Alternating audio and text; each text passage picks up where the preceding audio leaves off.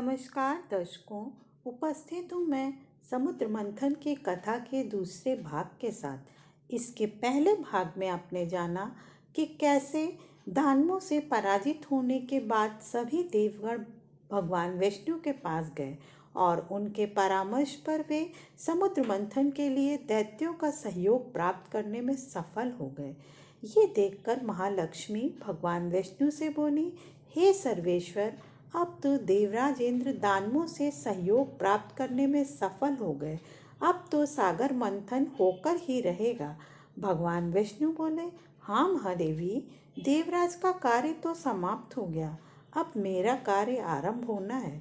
फिर वे पक्षीराज गरुड़ को बुलाकर अपने सुदर्शन के साथ मंदर पर्वत पर जाने को कहते हैं और सुदर्शन से कहते हैं कि हे सुदर्शन, आप मंदर पर्वत को जड़ से काट दीजिए, और गरुड़ से कहते हैं कि मंदिर के जड़ से कट जाने पर आप उसे मेरे पुष्पक से बांधकर सागर तट पर ले आइए और फिर मेरे अगले आदेश की प्रतीक्षा कीजिए।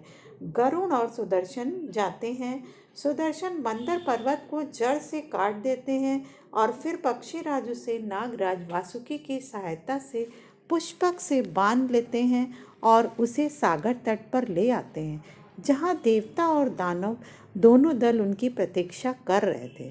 उधर भगवान विष्णु नारद जी को बुलाते हैं और उनसे कहते हैं, हे नारद मुनि, आप कुछ ऐसा कीजिए कि सागर मंथन के समय पाला बांटते समय दानव नागराज वासुकी के मुख की ओर और देवता धूम की ओर रहें, क्योंकि सागर मंथन के समय उसके मुख से भयंकर विष की ज्वाला निकलेगी।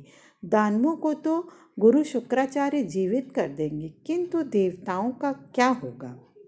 नारद जी समुद्र तट पर जाते हैं, जहाँ दोनों पक्षों में इसी बात पर विवाद चल रहा था, और दोनों पक्षों को वो समझाते हैं कि जिस प्रकार शरीर में मुख श्रेष्ठ होता है, उसी प्रकार देवता श्रेष्ठ हैं। तब दानव कहते हैं, हम श्रेष्ठ हैं क्योंकि हमने देवताओं को पराजित किया है। तब अत्यंत चालाकी से नारद मुनि श्रेष्ठ को श्रेष्ठ के साथ रहने को कहकर दानवों को वासुकी के मुख की ओर रहने को तैयार कर लेते हैं। जब ये बात दैत्य गुरु शुक्राचार्य को पता चलती है तो वे अत्यंत क्रोधित होते हैं और दानवों से कहते हैं, अब मैं समुद्र मंथन पर स्वयं दृष्टि रखूंगा। और इसके लिए वे स्वर भानु से कहते हैं कि देवता अत्यंत चतुर हैं, तुम ध्यान रखोगे कि अमृत के बंटवारे में कोई पक्षपात ना हो। जितना अमृत देवताओं को मिले उतना ही दानवों को भी। स्वर भानु कहता है, आप निश्चित रहिए गुरुदेव, मेरे रहते कोई असमानता नहीं हो सकती। उधर देवराज इंद्र पक्षीराज गरुड़ को मंदर पर्वत को उठाकर समुद्र के बीचों बीच रखने को कहते हैं। गरुड़ उस पर्वत को उठाकर समुद्र में रखने का प्रयत्न करते हैं, किंतु कोई ठोस आधार न मिलने पर मंदर पर्वत समुद्र में रसातल की ओर जाने लगता है। सभी चिंतित होकर भगवान विष्णु की स्तुति करते हैं। माँ लक्ष्मी कहती हैं, हे कमल नयन, धरती से पुकार उठ रही है, अब सागर मंथन असंभव सा लग रहा है। तब भगवान विष्णु कहते हैं, मैं ऐसा नहीं होने दूंगा, क्योंकि नहीं तो दानवों संस्कृति की जीत हो जाएगी। भगवान विष्णु कहते हैं, मैं कूर्म रूप धारण करके मंदर पर्वत को अपनी पीठ पर रोक लूँगा, तब समुद्र मंथन संभव हो सकेगा। और वे अपना दूसरा अवतार कूर्म अवतार धारण कर मंदराचल को अपनी पीठ पर धारण कर लेते हैं और समुद्र मंथन प्रारंभ करने का आदेश देते हैं।